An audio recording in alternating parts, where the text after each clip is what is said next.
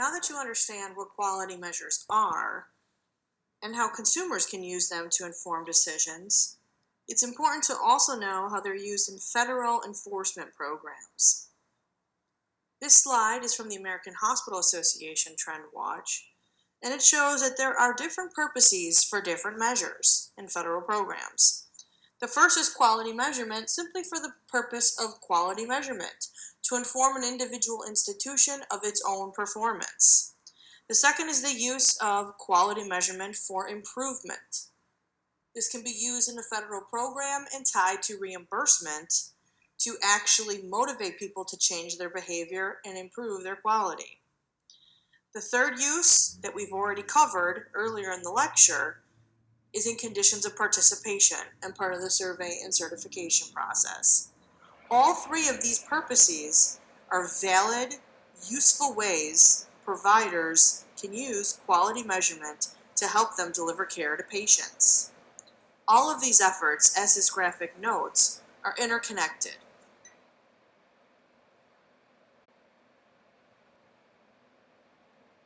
Quality measurement of hospitals at the national level has been around since about 2003. Since it's been a good 15 to 16 years that we've been using quality measurement, it is important to stop and reflect to ask ourselves if all the work that's put into quality measurement is worth it.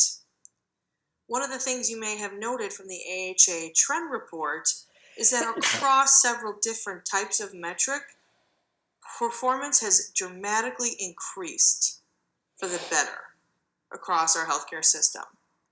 When looking at just hospitals on this slide, in the 4-year period of measurement from 2011 to 2015, there have been 70,000 fewer incidences nationwide of unplanned readmissions.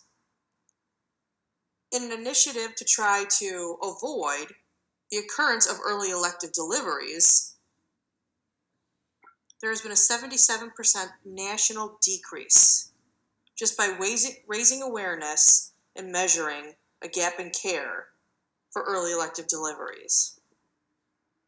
Over a 5-year period, there has been a 40% decrease in the occurrence of CLABSI, or central line associated bloodstream infections. And finally, over a 5-year period, there's been a 21% decrease in a large, broad category of hospital-acquired conditions, including infections, falls, and pressure ulcers that were not present on admission, but that had occurred over the course of an inpatient admission in hospitals.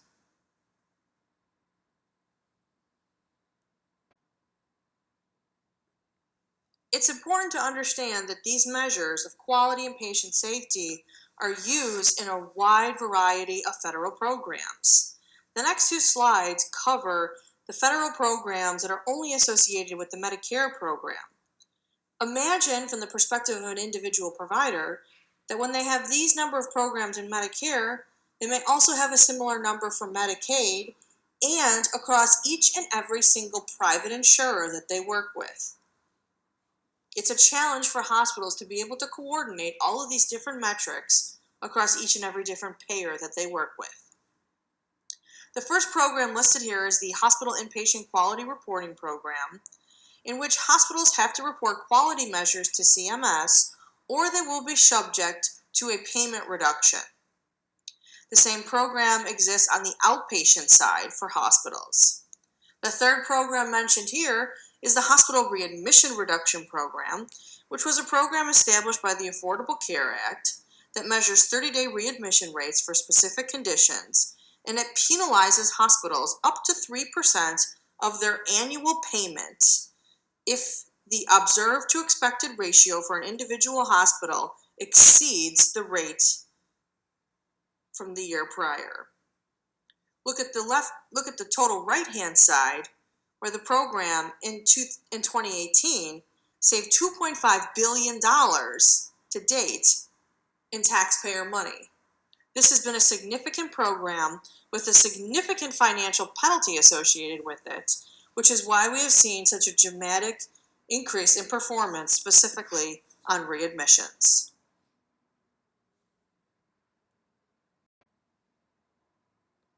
This slide is a continuation of the federal Medicare programs associated with quality measurement. The program described at the top, Hospital Value-Based Purchasing, is a program in which hospitals across the country compete with each other for a pool of funds that is redistributed to top performers. The program listed in blue is the Hospital Acquired Reduction Program, where on an annual basis, the bottom quartile of performing hospitals in the country receive a 1% payment reduction across all services. As noted in the chart, to date, this program has saved the American taxpayer $1.5 billion. The last program listed on this chart is the Electronic Health Record, or EHR, incentive program. The EHR program requires submission of quality metrics to CMS through electronic health records. Failure to report compliantly on quality measures could result in a percentage to hospital payments.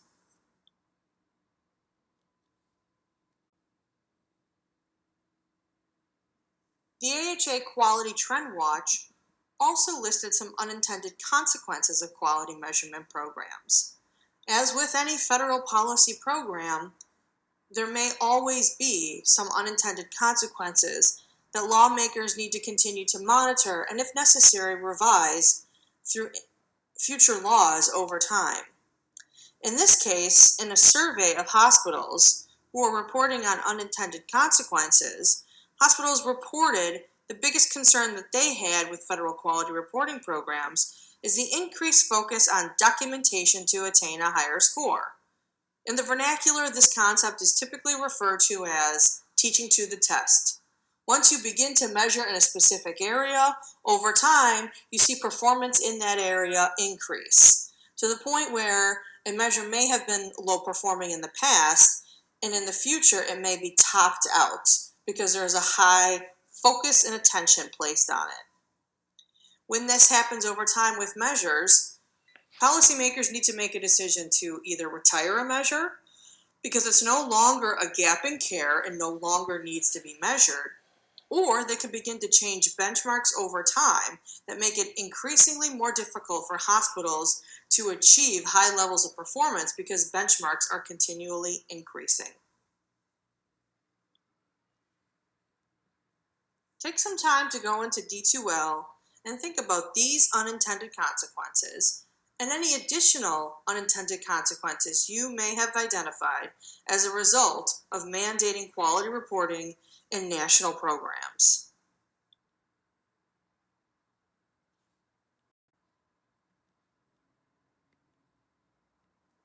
The trend report further focused on some additional unintended consequences by recognizing that several bipartisan organizations have noted process of care measures may not be a high enough bar of performance to measure providers by. MedPAC and the Bipartisan Policy Center have noted that process of care measures are weakly correlated and not good predictors of what an health outcome may actually be for an individual patient. The AHA Trend Report also mentioned that hospitals are required to report on more than 80 different measures to CMS, which is a significantly high number of measures that has burden associated with it. The average sized community hospital has to dedicate 4.6 FTEs to do the administrative aspects of submitting quality measures to the federal government.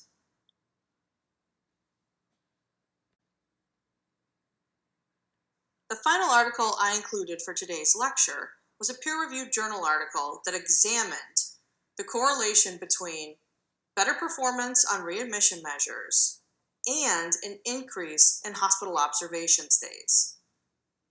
To break down this phenomenon a little bit more, it's important to understand that a hospital observation stay is a Medicare Part B service and is not included in the performance of a readmission measure.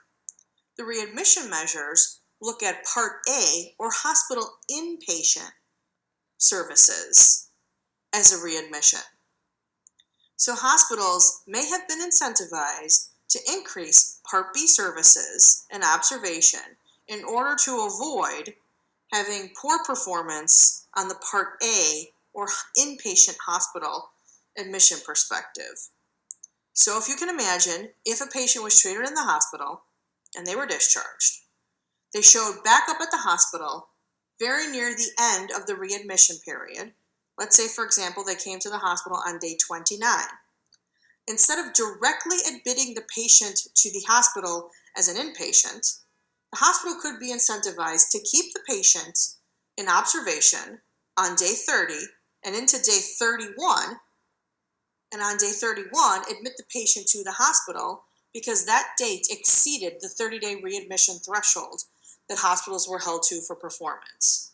As indicated on the graphic on this page, you can see that hospitals nationwide have engaged in this behavior. This was an unintended consequence of the readmissions policy that was included in the Affordable Care Act.